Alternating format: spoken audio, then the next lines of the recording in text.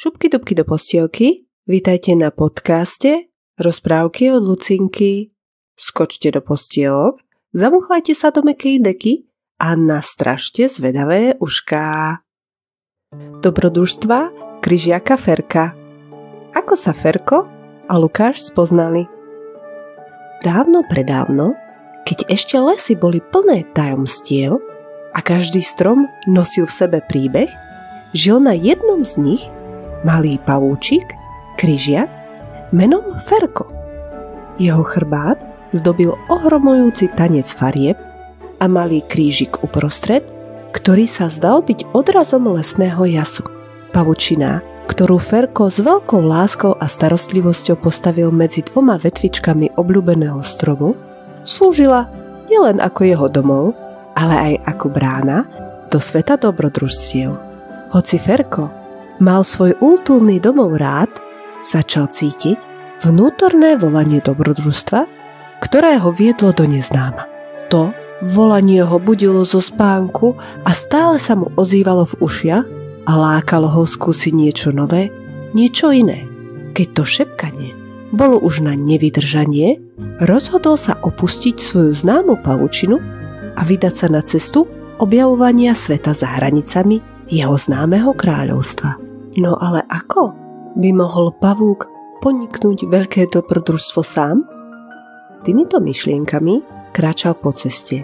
Keď tu zrazu, keď slnko osvetľovalo lesnú pahorkatinu, Ferko uvidel malého chlapca, ktorý obdivoval krásu lesklých pavučín, ktoré boli naťahané zo stromu na strom. Chlapček neveril, že niečo také pekné môže existovať. Ferko pochopil, že chlapec môže byť ideálnym spoločníkom na jeho dobrodružstvách a tak sa rozhodol, že sa mu predstaví. Spustil sa pomaly dole po pavučine, potichu sa prihovoril chlapcovi, aby ho nevyľakal. Ahoj, ja som Ferko, pavúčik križiak. A ty si kto? Spýtal sa radostným úsmevom. Ja som Lukáš. Teší ma Ferko, odpovedal chlapec. Ako si to dokázal postaviť tak krásne pavučiny? Ferko sa cítil šťastne, že niekto obdivuje jeho dielo a ukázal mu rôzne techniky a triky pri stavbe pavučín, čím ho zasvetil do tajomstiev pavúčieho umenia a taktiež sa s ním podelil o svoj príbeh o tom, ako sa rozhodol opustiť svoj domov, aby mohol objaviť niečo nového.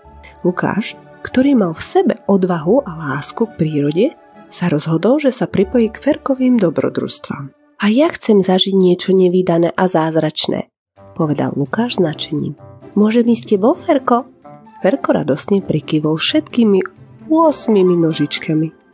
Spoločne objavovali krásy lesa, kde každý strom niesol svoj vlastný príbeh a kde každá pavučina bola ako umelecké dielo. Jedného dňa Ferko a Lukáš natrafili na tajomnú pavučinu, ktorá bola iná než všetky ostatné.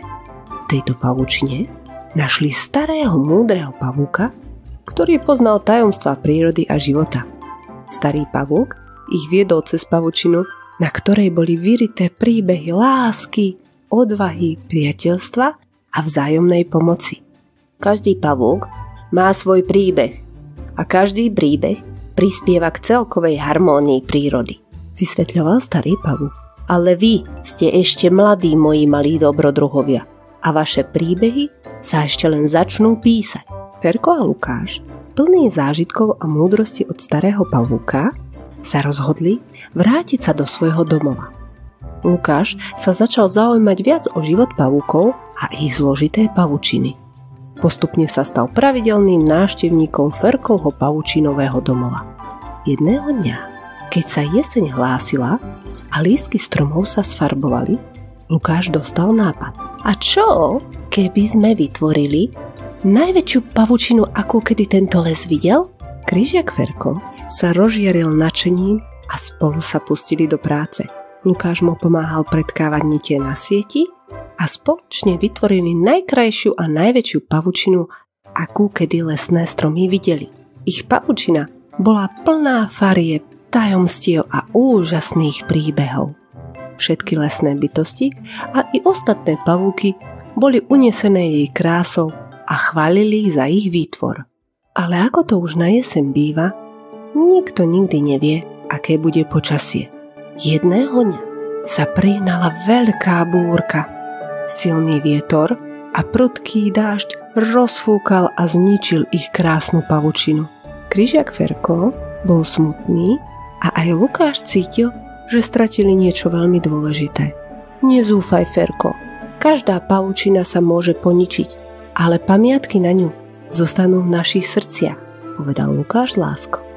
A tak i napriek búrke Lukáš a Kryžiak Ferko znovu postavili svoju pavučinu. Síce nie tak veľkolepú ako predtým, ale plnú nových farieb a príbehov. Naučili sa, že priateľstvo je silné ako najpevnejšia pavučina a že aj keď sa niečo pokazí, môže sa vždy znovu postaviť s láskou a podporou. A tak, keď sedeli pod svojím obľúbeným stromom, obklopený zvukmi lesa a svetlom posledných lúčov západu slnka, pozreli sa na seba a povedali: Čo myslíš, Ferko? Kam nás dobrodružstvo zavedie ďalej? Spýtal sa Lukáš s úsmevom. Ferko sa usmial a odpovedal: No neviem, ale jedno je isté. Spolu dokážeme prekonať akúkoľvek prekážku. Naše dobrodružstvo len začína. Budeme objavovať krásy lesného sveta a necháme sa unášať aj nekonečnými priestormi vesmíru. Náš príbeh bude ako nekonečná výprava a my sme pripravení na každé nové dobrodružstvo. A tak sa Ferko a Lukáš vybrali do nových dobrodružstiev, pripravení na objavenie tajomstiev lesa a nekonečného vesmíru. Ich príbeh sa píše ďalej. A každá kapitola je novým dobrodružstvom, ktoré čaká na vypočutie detskými zvedavými uškami. Ďakujem vám zo srdca, že ste si dnes našli čas a navštívili so mňou kúzelnú krajinu rozprávok. Chcem sa s vami podeliť, že táto kúzelná rozprávka je dielo mojej mysle a srdca. Dúfam, že ste si ju užili a priniesla vám trošku radosti do dňa. Vaša priazeň a podpora znamenajú pre mňa veľa. Teším sa na ďalšie príbehy, ktoré vám priniesiem s mojím podcastom Rozprávky od Lucinky. Nezabudnite sa však so mnou podeliť o svoje dojmy a myšlienky. Ďakujem, že ste tu boli so mnou. Majte krásny deň a ahoj!